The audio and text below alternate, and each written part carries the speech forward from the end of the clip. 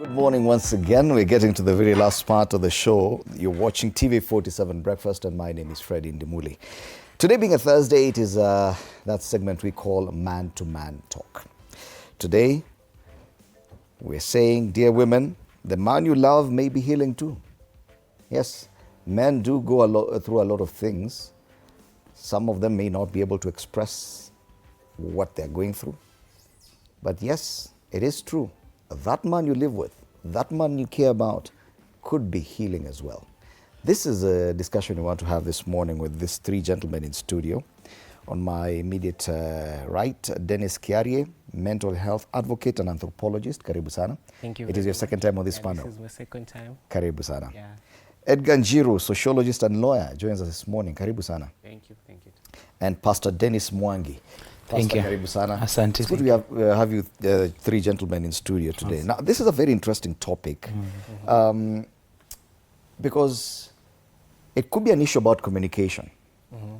That the nature of a man is that where you sit right now, ile mawazo uko nayo ni mingi sana, and you may be going through something, but it's just not showing.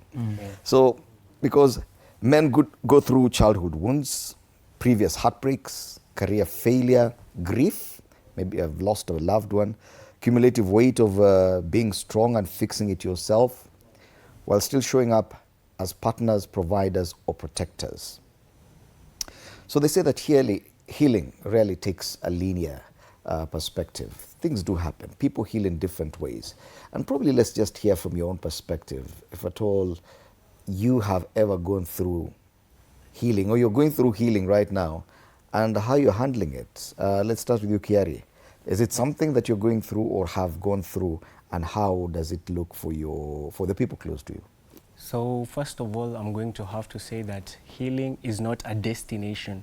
Healing is a step-by-step journey that we are all partaking in this life. Remember that everything is inevitable, suffering is inevitable, and we might have accumulated wounds as we are passing by this human experience or the experience of life. Personally, I have been through a lot of childhood trauma that I am now realizing I am trying to build myself and heal for me to become greater than I am. The limitations of my past are not going to determine what my future is going to be. So yes, I've been healing, I have been rejected, I have been through shame, but that doesn't mean that I'm entitled to act in a way that is going to limit everybody else's experience. And so as a man, you know, we're told that your wounds, you should always hide your wounds. But you know, for men, we always brag about the scars. We always brag about our scars, but we don't want to show the wound because sometimes the wound might be very repugnant, repulsive, and showing the wounds to other people might not be sitting right. So we do hide our wounds very many ways. So you find that some people might hide their wounds through stonewalling or avoidance. They might pull themselves back. Sometimes they might also try to act out angry as a defense mechanism, and it's just a way of hiding them. If you may use an example, what is the latest thing that you've had to go through healing about?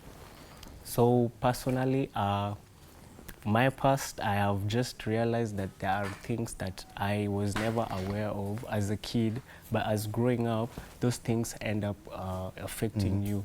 So for example, maybe the household that I was in, sometimes it wasn't a perfect household, but for me, I am now realizing that yes, there are certain things that have been happening around me subconsciously, and now they're just taking effect. And you did not even have an idea that there was a wound? Yeah, I did not know. What about you, Edgar? Have you gone through things that you required healing, or are you in that position right now? All right. Thank you again for having me again on the show. It's been it's a real privilege. Yes, I just also like to comment. Okay, just again. Okay, it's a real privilege. Thank you for having us. And in my capacity as a sociology, maybe we'll talk about that going forward in the show.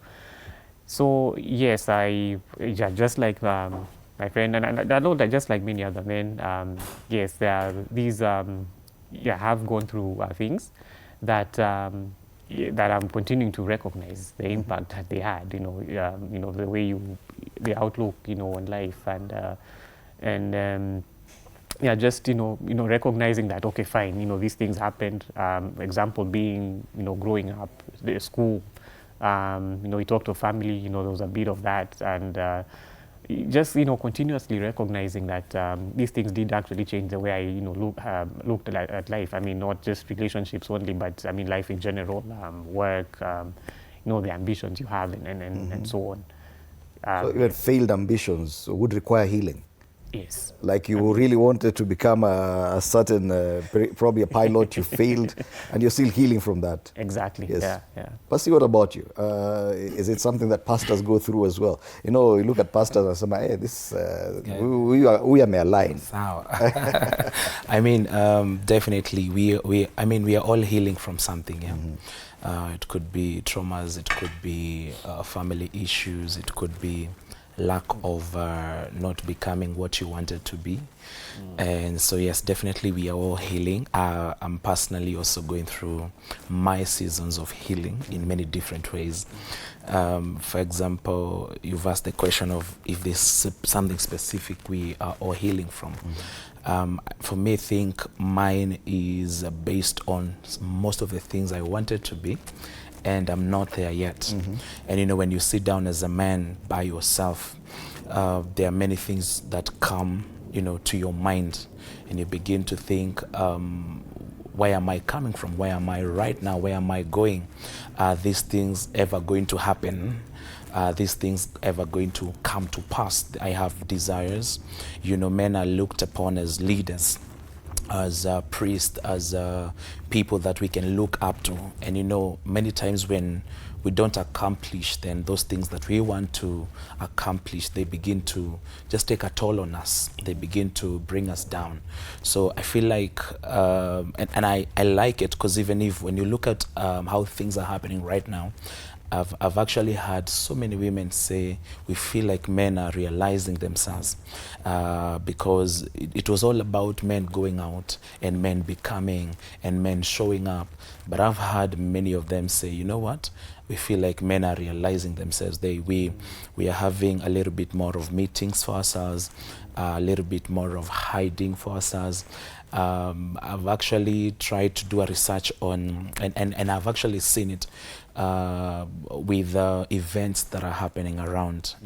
And actually many amazing women are saying most men are not showing up. Oh yes, they're staying away from those they're staying events. away from those events, and spending money and buying stuff. You feel that is part of the healing process? I feel like men are realizing themselves and actually seeing how much valuable they are, because I feel like some of the hard things that we are going through is based on us just being everywhere. Oh yes. Showing up every time. And it's not bad to show up. Yeah, that is a requirement, Kerry, that as a man, you will show up. Yes. And you will perform. And you'll be perfect. Yeah. And you'll take care of everyone. Yeah. But and you will do so silently, without complaining. Yeah. Do you think that has been the problem? That fine, Pasi says now things are beginning to change, but over time, that many men have resorted to silence as a go-to place, even when they're hurting and they're going through healing. They don't talk about it. Do you think that that is part of the problem, that that silence could lead to other things? So, yes, we know that many men don't like to communicate. Like many women say that as men, we don't like to communicate our problems. And there are certain signs of somebody who's healing. And personally, I'd say like the first signs of somebody who's healing might be one, withdrawing themselves, trying to seek solitude, to really understand what is really piling up and what is making him be suppressed. But there are actual signs of being somebody who's going through this process of healing, or they are healing, whereby you find if a man does come out and is comfortably speaking about their past, but not speaking about their past as a form of failure, but as a form of testimony of their tribulations, of what they have been experiencing. If they do want to talk about it, that is somebody who is healing. Being silent is just you realizing that It's not healing. it's not really healing. But you talking about your tribulations, the things you shame, the addictions you've been through, all that, talking about it in a form of testimony, showing that yes, yes, those things happened back then, but right now I am different and I am positive that I have been going better. Another thing, you find that if somebody starts speaking about possibilities more than the evident things, like they start speaking of the unseen, the unheard, they do understand that there is something bigger than ourselves that is always going to try and intervene. Even though many people say that, yes, we are always alone, but if you start, somebody in a process of healing, they start seeing that, yes, there is something beyond me that can accelerate my healing. Because the way we framed the question or the statement that we're discussing is, dear women, the man you love may be healing too. So we are addressing women here. There's an aspect of the partner, probably a wife, a girlfriend, a mother or a sister. And this statement appears to suggest that they do not understand the man and the healing. Why? Because they expect the man to be perfect. Is there a feeling that if I start talking about, because it suggests the healing process involves now you talking, now you're bringing out your vulnerabilities and saying, oh yes, I did this, I've been going through this, I'm suffering from this, and I'm hoping to heal, that most husbands would not do to their wives. It's like you're showing your weak side. Do you think that that is a problem, and that women do not understand that kind of vulnerability from a man? Well, yes, I'd have to agree and say that yeah, showing your soft underbelly as a man is a no-no, and usually because the image, this iron or the Teflon image of the man will fall apart if they begin to share their vulnerabilities. And also there's a fear of losing respect, because I've had it said in different, by different, there's a term I'm looking for, but these people who talk about man stuff and whatnot. Yes, masculinity preachers. Yes, yes. That if you show your soft side, you lose your respect, and then that could lead to all sorts of negative things. So once that image is shattered, then you're pretty much done. And so that is a fear for most men. So they would rather maintain that ironclad image, and even though it is killing them, and it's again they have other ways to medicate or to treat these things. So they would rather have that, because as I think that women would not understand. Also, I'm looking at things like the rise of, it's been there, feminism, and just seeing that how there's a perception that men are sort of the beast of burden to help, or rather be the avenue for which the females, I mean, not all of them, but most of them see us as tools to actualize their dreams. So a failure of that is basically you've become useless, you have no value to me. A weak man is of no value. A weak man will be punished. In fact, those masculinity activists say weakness will be punished, and that women are just ready out there waiting for you to show your weakness or your niceness for you to be punished. Do you agree, Percy, that there's a real risk in being vulnerable to a woman?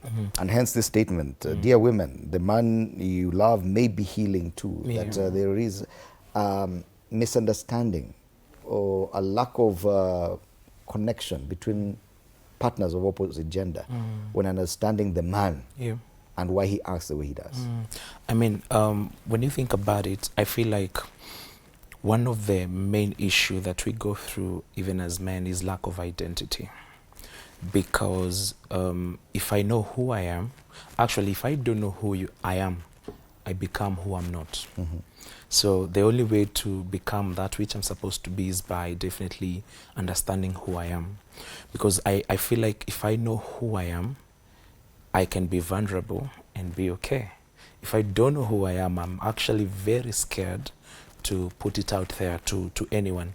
And I feel like because we are also talking about women here, and for them trying to understand us, because now we are in the same society.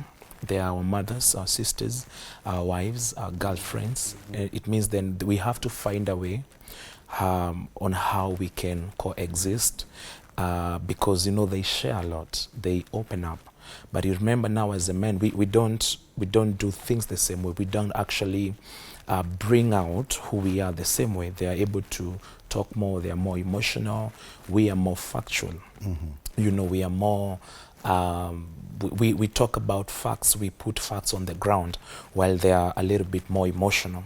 So I feel like if we understand really who we are, and they really understand who they are, then we can come together and be able to sort something else. Because I mean, if we only do men's conference without the ladies, then they'll never understand who we are. Actually, I feel like there's something I feel like we should do, is called growing together with your loved ones, with your spouse, or with the other gender, growing together, so that they know what I know, they understand how I understand, they feel what I feel and how I feel it, they see how I see. Then it's easier for us to work together and build together. There's a real risk here, and the biggest challenge is that when you are with a woman, there are serious expectations. And they know what the expectations are.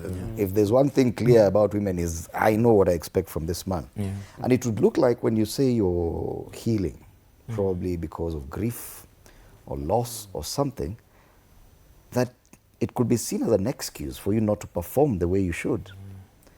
And she may come and tell you, yes, I'm here for you, but I also expect you to do this and the other.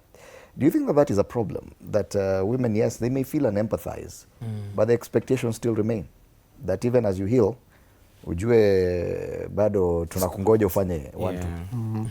So yes, yes, we are also trying to heal, but the women do not really, the expectation will always remain for a man to always perform. There are certain tasks and things put in place that we are supposed to satisfy for them now to be able to give back the space of you being, for them to really enable you to heal, or to give you that space of healing. You have to have first satisfied some certain tasks. Because remember, for a man to be respected in this society, you have to be someone who is well poised. You have to be somebody who is well understood, or somebody who frames himself strong. Like for the story of Atlas, you have to be somebody who can bear the weight of the world. But remember that also women out there, you have to understand that yes, we are also healing, but also create a space, not to become entirely the therapist,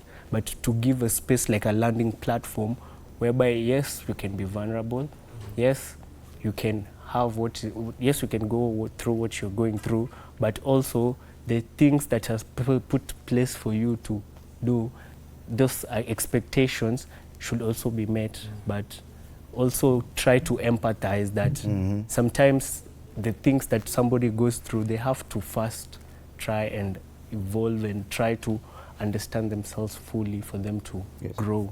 Because some of the expectations is that probably you'll be like, the excitement in the house, that once the man gets home, everything is bubbly, everyone is happy and all these things, yet you're healing. And you may not have that capability. Women have a way of handling this. They always ask for space. I need some space. And as men, you give them that space. Do you think you enjoy the same latitude, that a woman would give you space to go heal? Well, okay, just personally or just generally, okay. No, that in most cases, no. It is usually it's usually not there, which is why in my view there are things like the men's conference where men like gather together and sort of that camaraderie supports the comradeship. But it's not like the way because I mean, there's almost no room for that, because there are things that need to be done, and if the absence the absence of the man there can if it's a family setup, then things would fall apart, because he's virtually the one doing most of the important the home will not basically stand. Is very much needed.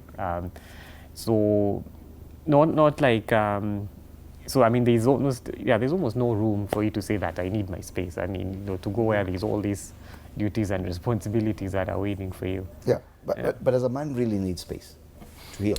Because some things may take time. Yeah, I feel like actually there's a statement I always say: men wana kimbia kama ambulance wakilia. They need to be on the move. They are crying, yes, but they are on the move. There's no time to really stop when you think about it, because men have office of a father, of a husband. So if you ask space from your wife, then you may not be able to ask the same space from your children, or from school fees, or from all those things. So I feel like men need to come up with a mechanism whereby you need to heal as you're showing up. You need to show up as you're healing. You need to be there. Hakuna pause. Hakuna pause. There can be a pause. There's actually a story I had, and I loved it, just a short one, that there was this man who fell on a ditch. And when they fell on a ditch, a lawyer would pass by the ditch, and the man would shout, "Would you kindly help me?" And the man and the lawyer would say, "When you come out, I'm going to sue the people that dug this ditch." And doctor would pass by, and the man would cry, "Would you help me?" And again the doctor would say, "I mean, when you come out, I'm going to heal your wound." And so many people passed by, and they would not help him, but one man passed by there, and what he did was amazing. So the man screamed when he was almost done, out of breath, and almost giving up. And he screamed and gathered his strength and said, "Hey, please help me." And the man up there, jumped into the ditch. And the man asked him, why did you come down here? We're going to die together. That was stupid of you. And, the man said, "Don't worry. I've been in the same ditch. I know the way out. I've been here. I know the way out." So that is to mean then, as we are moving and as we are going, we also need people that can hold our hands. We need mentors. We need fathers. We need leaders that have been where we want to go. If you're not married, look for somebody that have been there. If you want to do business, look for a mentor, and so on. People that can continually pull you. So there's no pausing. Yes. There's no stopping. You have to gather yourself, understand who you are, go back to understanding why you're here on earth, why you are created by God. And then from there, you're able to trace back the strength you have and who you are, and until you become that which God called you to be. Why do you think there's this perspective by women? Because the statement is, "Dear women." The man you love may be healing too. Yeah. Why do you feel that there's this perspective from women that you're not supposed to be healing from anything? You're supposed to be stoic and perfect and strong. Why is it they are our mothers, some of them, and they know how weak we can be? How come then there's an expectation that you will not be weak? Yeah. Or you are not supposed to be vulnerable to some of these things that you say you're healing from? Yeah, it depends from how somebody was raised. If their community had been whereby the man is supposed to be the symbol of strength, and sometimes they don't say, like, sometimes men do have weaknesses. We might be we might have been in a disadvantage, but yes, women do always try to put that image that yes, you need to be the strong one, you need to be the firm one in a relationship. And sometimes they have to be this understanding, in this form of understanding whereby yes, we are experiencing the same things in this, the same things are happening to us in this day and age, and most of the times that the man is being attacked more in this situation, and the women are being more empowered, and they might not see the weaknesses that men do experience. And at most times, yes, we are trying to do our best to stand strong, and this devolution of the current society is now trying to bring up this sense of of equality, but the women still want the man to be above them, even though we are empowering them, and it brings a kind of disconnect. But these women have been raised in families. They've seen their fathers, they've seen their brothers and cousins.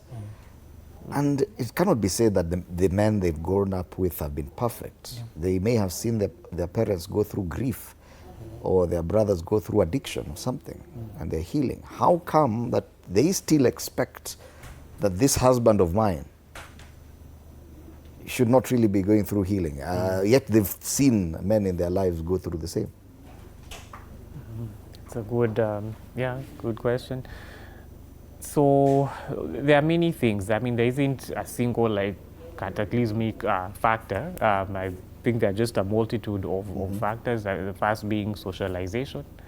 How they came to understand how to behave and act in the context of a society, and so they're basically taught to expect that, or they're basically taught that they should, they are the weaker vessel and they therefore need a lot of care. And so then it's it then feels that the onus therefore is on the men to basically see that they are, that they remain tender and well, catered for, even as they are pierced and cut. I'm reminded of an emoji or a picture I saw of there's a wife and children, daughters usually, and the man having a shield.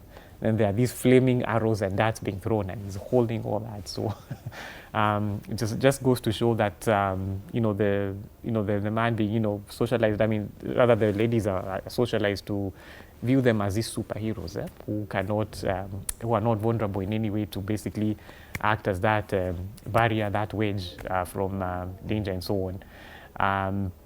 So there's, as they're growing up, the family level, as they also grow up as well, the influence of feminism also has played a part in that. Also, I mean, again, I can even look at it from, like, during the divorce settlements, you find that women, especially in the West, you find that the women are really catered to a lot, and the man is almost left with nothing in a lot of the time. So again, it's all these various factors that then create then the intentional steps to empower the women, really, affirmative action and so on. So yes, all these can play. And it's interesting you brought about the issue of divorce, because divorce is rampant right now. And a man who's been through a marriage that has broken down, and because it is said even in the Bible, it is not good for a man to be alone. He will seek another partner. But even in seeking a second partner, there are a lot of wounds is coming with from the other side. Yet the expectation by this new woman is that now I have a husband. And this is a strong man. After all, I'm not going for weakness.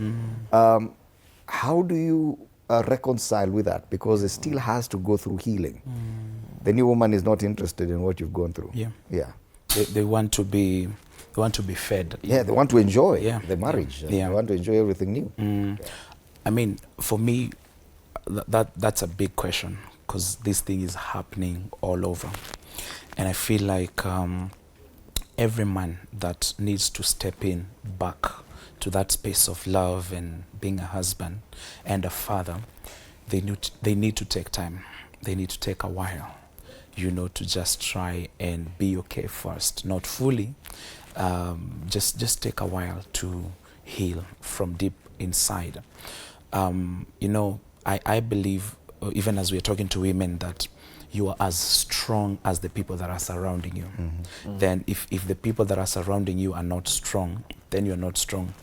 You see, men are like in a boxing ring, and after a while they need to take a corner and just take water and get instruction from the coaches and so on. That is the same thing in life. We are always fighting. We are always on warfare. And so when we retreat in that corner, that is our home. That is a space where these women, they need to understand this man is as strong as the people surrounding him. Actually, the Bible says that a woman is a helper to a man. And I want to believe this one most people may not agree, but I want to believe if someone is coming to help you, it's either they have the same strength as you, or they are more stronger than you. Think about a small car being pulled by a small car. It needs a bigger car to help it out, from the mud and so on. So I believe that women have capacity and ability to actually bring the best out of us, without a shadow of doubt. They can speak life to us. They can speak, and we can be healed. Actually, they're able to heal us. They have that grace in them. They have that anointing and the do-how on how to bring the best out of a man. Have you ever seen a man who is surrounded by a strong woman? Then that man can do just about anything. They're able to work hard. They come home, and so on. Because I've seen those kind of families. I've seen it. I believe they're there. I've seen them. And I've seen women who understand who this man is. Like you said, God says it's not good for man to be alone. So this thing was actually God's idea.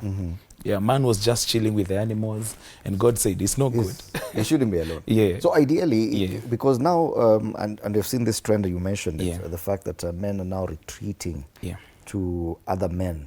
We have the men's conference, we have these groupings of men, and the women may just say, okay, fine, you're healing. Enda kwao watu wenyu kapune huko, then come back. Yet what Pasi is saying is that the woman could actually be could be better positioned to play that role in helping you heal. Do you agree with that? Yes, I do agree with that. But, iron sharpens iron. And so, first of all, I want to say that Fumbo Foundation has partnered with LPS Counseling, and they are also doing something called Men's Safe Corner, which is just a hub for people of men. It's only a men-only event for them to come and for us to share our views and to enable us to heal. And for many women, yes, they may do complain that, men going to other men to heal isn't the best way to go. And for them, they have to come to us first for us to give them that extra perspective for enabling us to heal. And most people say that you can't go to the fish to ask for advice about fishing. You go to the fisherman. Yes. And so it's not bad for men to have a safe a conference or a space for them to actually enable themselves to heal and to understand a perspective of how we can grow holistically and not just individualistically. For that woman who's saying that you have to go, if you're going to other men to try and understand or to heal yourself, for them they're just being individualistic. But this is all just there to enable us to grow and learn it via each other, and it's just a very powerful setting. And I do encourage for these spaces to open up for us to grow and learn. Yes. Pasi also suggested that we need to grow together. That it's not just because you're going through healing that the only source of restoration is men. That this woman who we are talking to needs to understand. From a sociological point of view, how do you go through that? Do you go and sit your woman down and explain how weak you are, what you're feeling, the grief and everything, and ask for help? Because that's another issue. Does it work that way, that a man goes to the woman and says, hey, I need your help?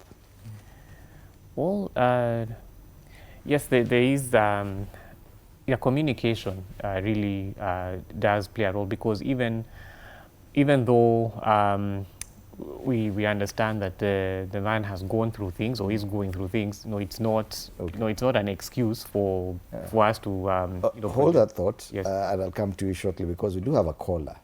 Collins from Eldoret. Good morning, Collins.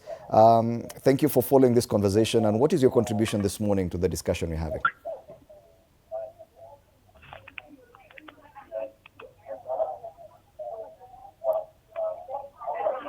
Collins, can you hear us? Okay. Anyway, I do apologize for that. We'll try and get Collins again. Sorry for interrupting. Go on. Yes. So yes, I was saying that it is, communication is very good. Is a first step towards it, and again, because well, the idea is to let the spouse know that what you're going through, and so there's that. Of course, there's that fear, but we have to break through it, and of course at some point he may, there may be it may open doors for maybe counseling to people who are more specialized to help the man. But again, the role also of the wife or girlfriend to play that support, but just not to excuse the toxic behavior, but just let them know that this is affecting, and towards that the two of you can sort of work your way towards improving, and one day at a time, as you both grow together, as the man understands the woman and the woman understands. So basically there's that environment now of healing which is created. And you've just brought about the other aspect of it, Pasi, the fact that when a man is going through healing, they tend to act different. Probably angry, isolated, quiet, and all these things. That too contributes a lot to the role the woman plays, because that affects the relationship. How do you navigate that? All right, I think maybe I can just start a little bit behind. Like Keith said, I feel like one of the ways to do it in growing together, for example, how I'll do it is I'd make sure if I'm with her in the house, she reads the book I read, so that we're in the same space in terms of knowledge. I move with her most times, because most times men leave their women and do their stuff. So when you're coming to explain something to her, she doesn't know what you're talking about, because she doesn't have the knowledge you have. She's not exposed as you are. So I feel like I need to grow with her from, let's read the book together, let's listen to this podcast together, let's watch this show together, let's maybe pray together, let's have a mentor. And I believe so much in that, because I believe we are trying to go to somewhere someone has been. Then it's easy for them to direct us and show us and so on. But again, now as you're asking that space of men, being angry and hiding and so on, it contributes a lot, because then you come home, this woman is trying, for example, to reach out, but she cannot reach out to you because there's a wall already. Man, I'm healing with my fellow men, I'm doing this, so you're not allowed in this space. So what begins to do, she also begins to build resentment and just separating herself, because she doesn't understand you. And that's why when I began, I said, I feel like we need to go back to the space of identity. If both of you don't know who you are, you'll become who you're not. You need to really go deep, because you can take 30 days to cut a tree down, because the issue is the axe. But you can take time to sharpen the axe for 30 days and cut the tree in 1 hour. So I feel like we need to go back to knowledge and understanding who we are. Let us sharpen ourselves. Let us sit down. Let us settle down. Let us not just move for the sake of it. Let us try to understand how do you want to be loved? What does love look like for you? When I do this, what makes you feel? And that, of course, brings the aspect of communication, because I believe communication is not talking or passing information. I believe that communication is making sure that this person knows what you feel, not what you're saying, what you feel. Because if I understand, if I do this, this is what it makes you feel, then it's easy for me to, to relate with you and so on and so on. So I feel like every man, every woman, we need to settle down. We need to be friends. We need to settle down. Let's be friends. Let's settle down. Let's talk. Let's try and make sure we communicate. I want to know what you're feeling. Get to know what I'm feeling. Get to know that, hey, anytime I've not paid bills, this is what it makes me feel. Every time I've not paid school fees as a man, this is what it makes me feel. Then how are you able to handle me as a man? So I feel like that can really help. Yeah. From your perspective, Kiera, what do you think about that? How do we get the women to now come on board? Because the natural way is, once I'm healing from something, I'll go adopt other things. I'll go to the gym probably, just to try and do something else. Ideally, some people even go into addiction, alcohol, other things. But how do I get the woman to now understand it, because that's the point we're doing. Dear women, we're talking to them. Yeah.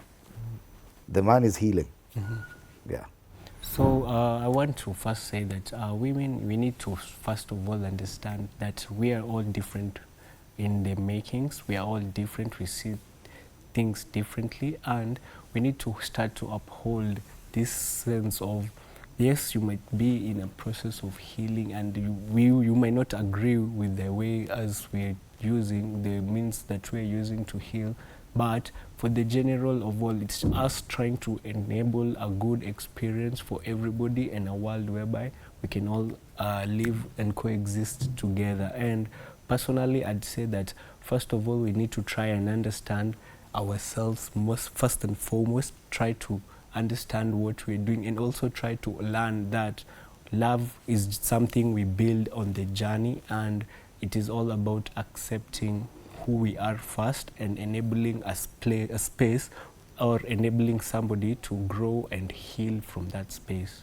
not to try and be the person who's trying to be the caregiver or the actual therapist or the counselor, but to give somebody that space to also try and grow from themselves, from their perspective, and to also facilitate a good environment for somebody to be able to understand themselves. Yes. Yeah. Because there's that idea he has just brought up, that when you tell your woman you're healing, then she automatically assumes the therapist position, and she now wants to prescribe what you should do going forward. Does that work? Prescribe, that can be, okay, that can be, I would not wholly like agree with that, because I mean, because, you know, she's looking at, okay, she may not really like, really understand like really like what really is, you know, like the underlying issues, because again, you know, there are things that, you know, may have happened, like to the man that, you know, he probably has forgotten, has been locked at the back of his mind somewhere, and is sort of affecting that. So, and that may not, that knowledge may not be had by the, you know, by your partner, even though she may mean well. But you know, these are the things that are overlooked. So, you know, I'd really advocate for a more probably better specialized, you know, care, because again, we are not saying that, we're not calling on the women to be the rescuer. I mean, that's a big risk they play, but you know, it can be a support, it can play a supportive role. I mean, she may help, you know, refer to someone who she may know, or, you know, just create the environment, but not really doing the healing per se. But just, you know, be that, you know, playing the supportive, encouraging role, you know, facilitate even. But I would not, you know, playing the active therapist, even though they may lean towards that, but that may not be the way to go. Yes. Yes. All right. Even as we almost come to the end of the conversation, there's some healing that is a bit shameful. Some of the afflictions we suffer are a bit shameful, probably depression, alcoholism. And many of this we may not be able to talk about. A woman may just look at you as being rogue because you're acting in some way and they don't understand. How do we handle this? How do we handle the stigma? Are you able to explain that the things I do is because of this and this? Of this and this? Yeah. I mean, the truth is we have to open up our scars. That's the only way.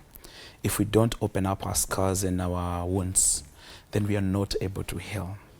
And for me, that looks like I don't have to have 10 people to do that. One person or 2 people are enough for us to open this thing up and see where the problem is and see why I'm doing this. And there are 3 things I would say to every man and woman. Number 1, every man needs to be willing. They actually need to, let me use the word intentional about their healing. If you don't put intentionality in your healing, you will never heal. You need to be very intentional and tell yourself, hey, I'm stuck, I have a problem, and I need help. So I'm intentional, I want to do it. I want to wake up and change.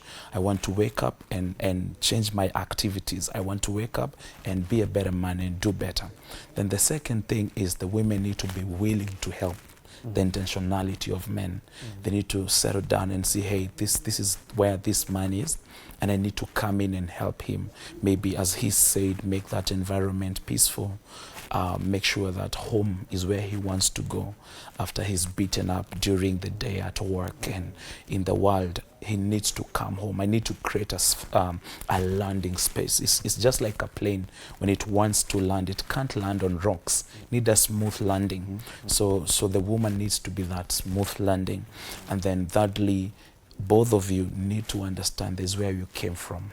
You need to understand you're not yourselves. For example, you see, the best person to repair an iPhone, the best person to repair an iPhone is not just a fundi. I don't have a problem with them. Is the person that manufactured it. They know all the problems. They know where to touch, and the thing will go back to working.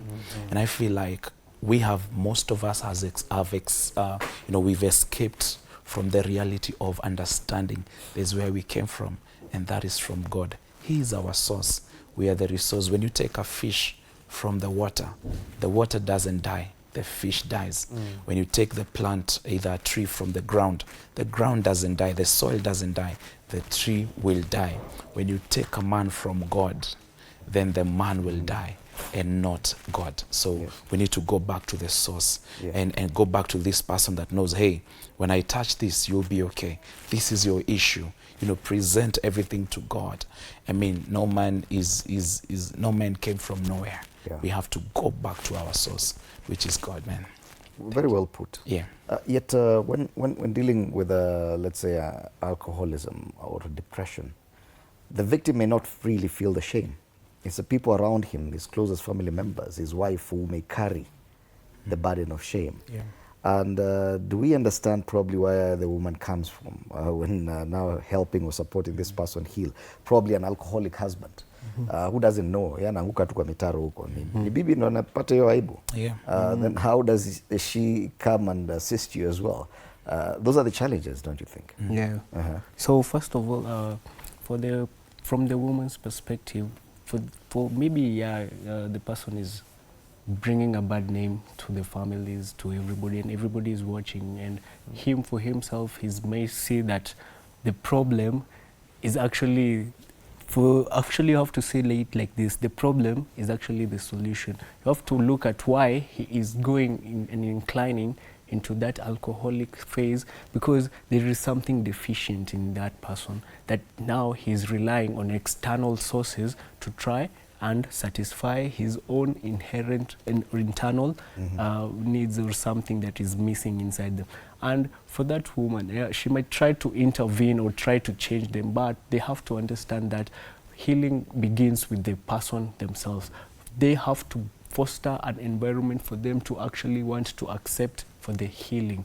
And for that person out there, they have to be made realize that they are loved, that somebody is really caring about them and somebody is really looking up to them. And for them to heal, they have to facilitate some ways to try and enable this person and give him the perspective of, in the end, we're trying to just better yourself. We all love you. It's all out of love, and we're trying to create a space for where all of us to grow entirely. And for that man out there, yes, you might try to look into all that for as a form of solution, but always understand that the problem is usually the solution. Look at what you're missing or what is limiting you, that is you trying to go to that sense of the solution, because now that problem is the problem that other people are seeing, is now you're seeing it as the solution.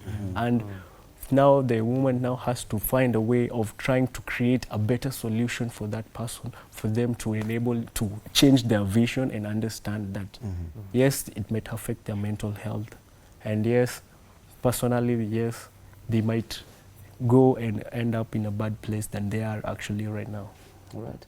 Final word, Edgar. This goes for a greater role for the woman. When shame is involved and all this, that she has to go beyond herself to provide a better environment to allow someone to heal. When you have a patient in hospital, you go out of your way. Is this the call we're giving to women now? Dear women, the man you love may be healing too. What are we telling you? What is your role? All the role may be that because we are not, I don't think we should expect them to be our fixers or our rescuers, and we also, I'll expect them to try and also, like, in as much as to also be mindful of their own well-being, so not to sacrifice their well-being because of the partner who is going through this destructive cycle and pattern. But what she can do is just play a facilitative role, try and offer love and support, but not to tie yourself in a toxic situation. So she can really find ways. She can trigger or even cause him to heal. That is if also the man has shown intentionality. So also it's a two-way message. I mean, to the women, to the men. So to the women, they can, they can bring about that environment. And also for the men, I mean, don't find a way to communicate and verbalize, because again, that will help the woman understand you more, like, why you've, why you're being, why you're inclined to go towards this destructive pattern and behavior. So it's a call to just be conscious that, for every, let me say, negative behavior, that, there's basically a story behind that, but also to also just, use that understanding to sort of, cause or trigger the healing that wanted to see. Dear women, the man you love may be healing too. That's a discussion I've been having here with these three gentlemen: Dennis Kiari, mental health advocate and anthropologist; Edgar Njiru, sociologist and lawyer; and Pastor Dennis Mwangi. And we hope that the women who are watching us do understand the role they play when the man that they love is healing. And the men too, who are going through some healing. You do understand what role you play in enabling that woman to assist you through the healing. Thank you so much, gentlemen, for your time at TV47. That has been Man to Man Talk, and this is where we dock for this morning. Thank you so much for being with us throughout the show today from 6 a.m. up until now. On behalf of the entire team behind this broadcast, including my co-host Annie Odida, it's good morning. After the break, we have a repeat of what we had earlier on State of the Nation.